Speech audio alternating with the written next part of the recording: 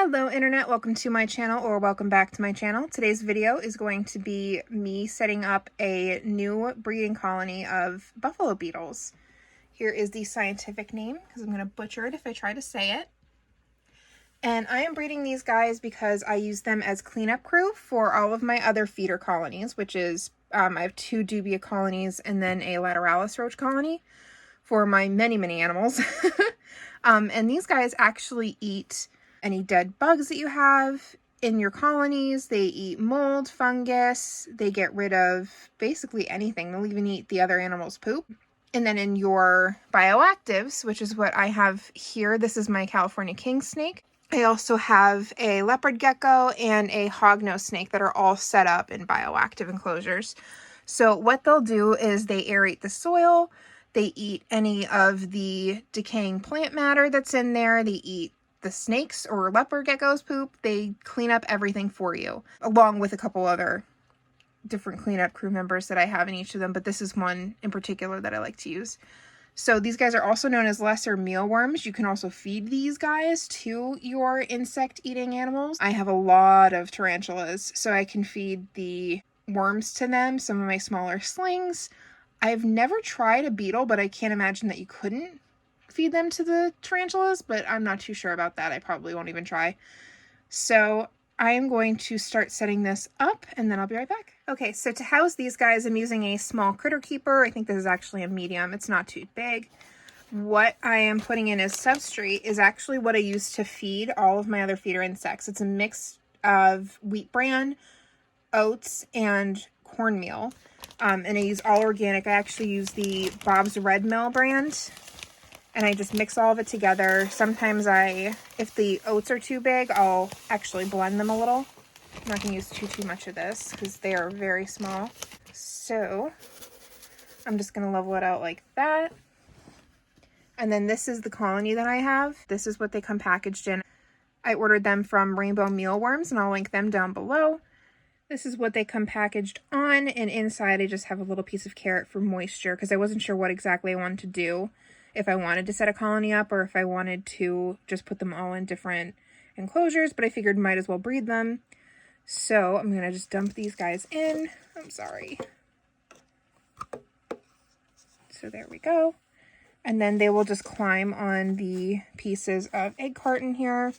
I actually have a little bit more egg carton in this bag that I took out from my other colonies that I'm probably going to reuse in this.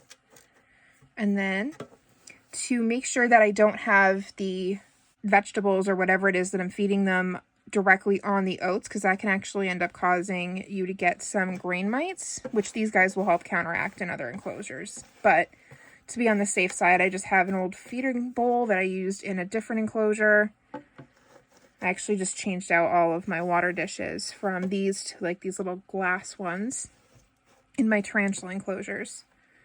So I'm just going to kind of wedge that in there. And then these guys also do eat proteins, so I might add some of my isopod food. I do have a bunch of isopod colonies over there as well. So I can add some dried prawns or freeze-dried minnows or something like that in there to give them a little bit more protein.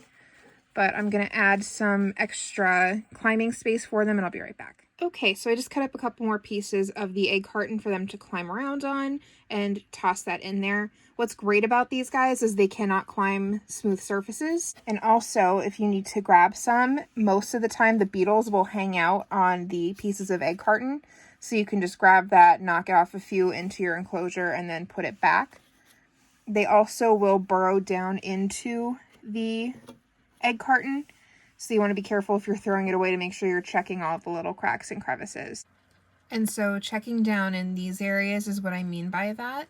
A lot of times the worms will actually end up burrowing into the sides here or into anything like this to make their little nests so that they can pupate into the beetles.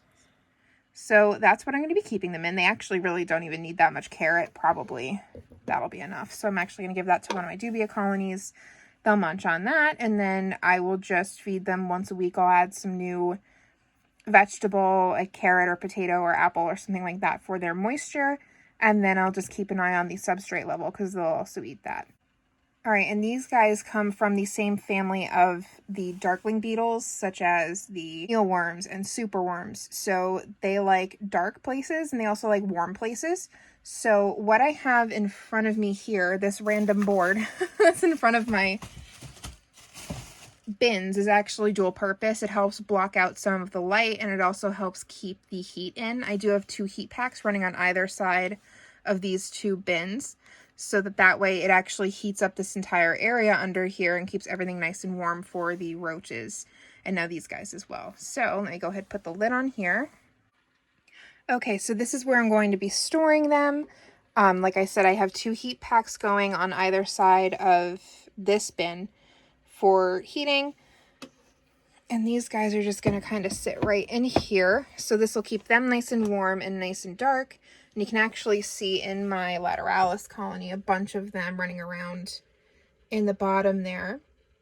And now theoretically you could just breed these in your roach bins. You don't really have to have a separate colony. But my thought process was, if I am going to end up using these as feeder insects, I want to make sure that they're getting the best nutrition possible. So yeah, I don't really want them eating other dead bugs.